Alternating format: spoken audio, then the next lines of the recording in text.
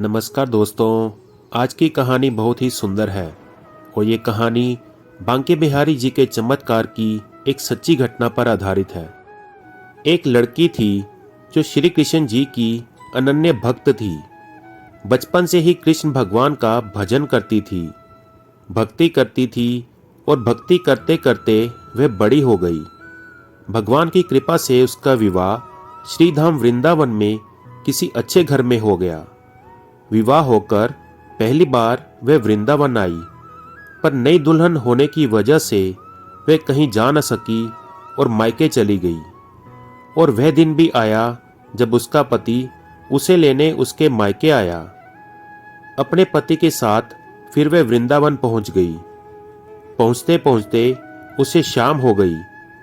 पति वृंदावन में यमुना किनारे रुककर कहने लगा, देखो शाम का समय है, मैं यमुना जी में स्नान करके अभी आता हूँ। तुम इस पेड़ के नीचे बैठ जाओ और सामान की देख रेख करना। मैं थोड़ी ही देर में वापिस आ जाऊंगा। यहीं सामने ही हूँ, कुछ लगे तो मुझे आवाज दे देना। इतना कहकर उसका पति वहां से चला गया और वह लड़की बैठ गई। उस लड़की ने एक हाथ लंबा घूंघट निकाल कर रखा है, क्योंकि गांव है, ससुराल है, और वहीं बैठकर मन ही मन विचार करने लगी कि देखो बांके बिहारी जी की कितनी कृपा है। उन्हें मैंने बचपन से भजा और उनकी कृपा से मेरा विवाह भी श्रीधाम वृंदावन में हो गया। मैं इतने वर्षों से ठाकुर जी को मानती हूँ, परंतु अब तक उनसे कोई रिश्ता नहीं जोड़ा। फिर सोचती हूँ कि ठाकुर जी की उम्र क्या होगी। लगभग 16 वर्ष के होंगे और मेरे पति 20 वर्ष के हैं, उनसे थोड़े से छोटे हैं।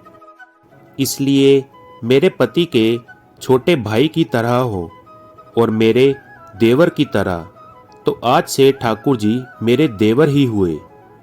अब तो ठाकुर जी से नया संबंध जोड़कर वे प्रसन्न हुई और मन ही मन ठाकुर जी से कहने लगी कि देखो ठाकुर जी, आज से मैं तुम्हारी भाभी और तुम मेरे देवर हो गए।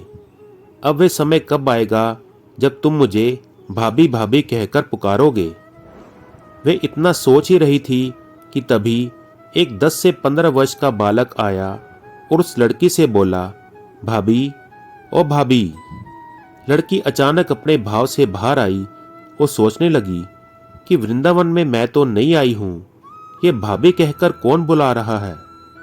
नई थी इसलिए घूंघट उठाकर नहीं देखा कि गांव के किसी बड़े बूढ़े ने देख लिया तो बड़ी बदनामी होगी। अब बालक बार बार कहता पर वो उत्तर नहीं देती। बालक पास आया और बोला, भाभी, अपना चेहरा तो दिखाई दे। ये सुनकर वो और कसकर घूंघट पकड़कर बैठ गई। फिर उस बालक ने जबरदस्ती घूंघट उठाकर देख लिया। थोड़ी देर में उसका पति वापस आ गया तो उसने सारी बात अपने पति से कही। तब उसके पति ने कहा कि तुमने मुझे आवाज क्यों नहीं दी।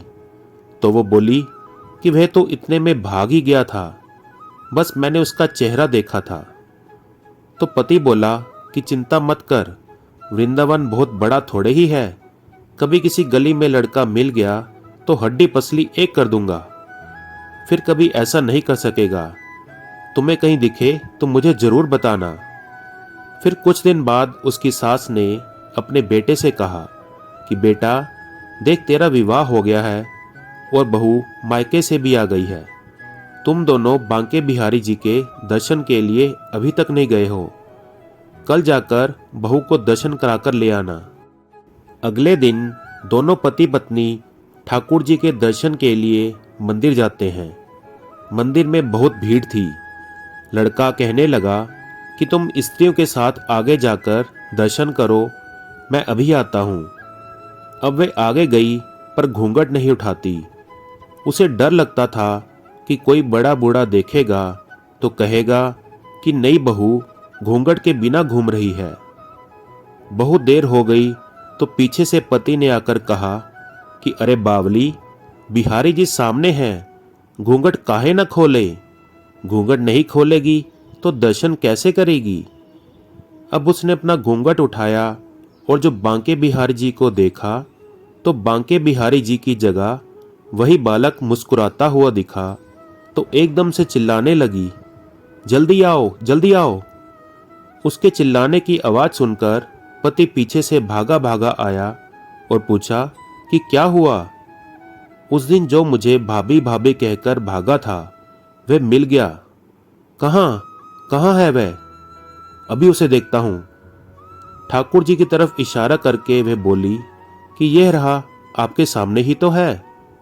उसके पति ने जो देखा वह अवाक रह गया और वहीं मंदिर में अपनी पत्नी के चरणों में गिर गया और बोला कि तुम धन्य हो, वास्तव में तुम्हारे हृदय में ठाकुर जी के प्रति सच्चा प्रेम है।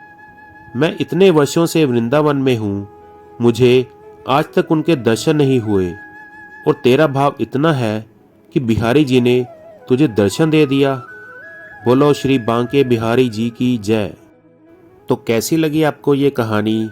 प्लीज़ कमेंट करके ज़रूर बताएं और इसी प्रकार की अच्छी अच्छी और सुंदर कहानियाँ सुनने के लिए चैनल को फॉलो करना और सब्सक्राइब करना ना भूलें। धन्यवाद। जय श्री कृष्णा।